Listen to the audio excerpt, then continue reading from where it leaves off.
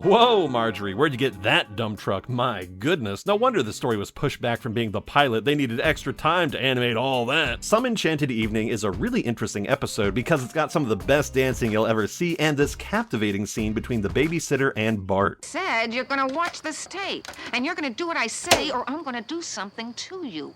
And I don't know what that is, because everybody has always done what I say.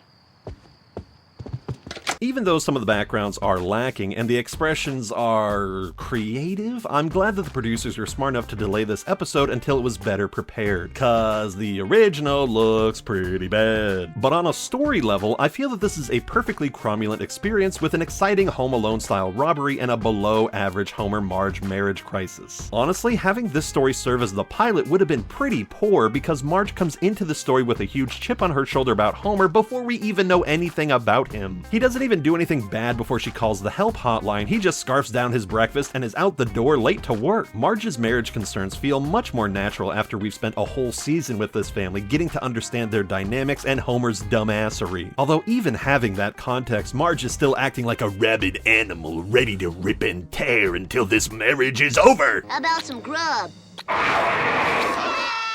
Yeah, that's pretty weird. Thankfully, this does get us to the Hotel Motel Holiday Inn, where the couples get up to that freaky stuff, and of course it ends on a supremely sweet note from Marge, which I would say is inconsistent with how mad she was at the start, but I guess Homer just dicks her up that good, so props to him. On the flip side of things, Bart and Lisa's story involves a fake babysitter who plans on robbing them blind. This plays out like a crime thriller, with the kids getting tied up and then breaking free to take their revenge on their tormentor. The only fly in the ointment is how Homer ends up letting her go, spoiling the kids' triumphant victory and making Homer seem like a stooge in front of the whole town. I personally believe that when you've put your audience through this kind of emotional story investment, you really gotta pay it off with something satisfying. I feel that that's more important than just getting like a quick laugh, as this ending attempts to do. There has to be some sense of completion, a feeling of finality that closes the book on the Babysitter Bandit's reign of terror. Maybe if this were a darker kind of show, the sort that revels in making its audience feel uncomfortable, then I would be willing to give this a pass.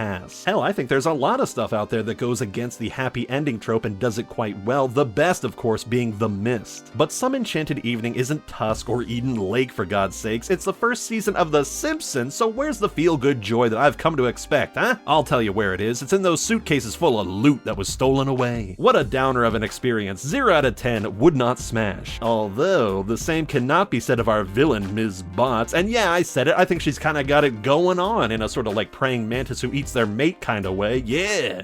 Are you in here? Oh, homemade pickled beet.